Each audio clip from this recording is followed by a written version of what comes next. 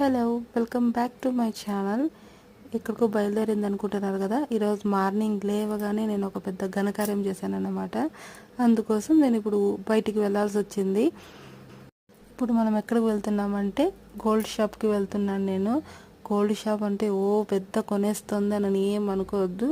ఒక చిన్న వస్తువు కొనాలి, అందుకోసము వెళ్ళాను. నేనైతే షాప్ లోపల ఉన్నాను, మా అన్న తీస్తున్నాడు ఈ వీడియో. గోల్డ్ షాపింగ్ అయితే అయిపోయింది.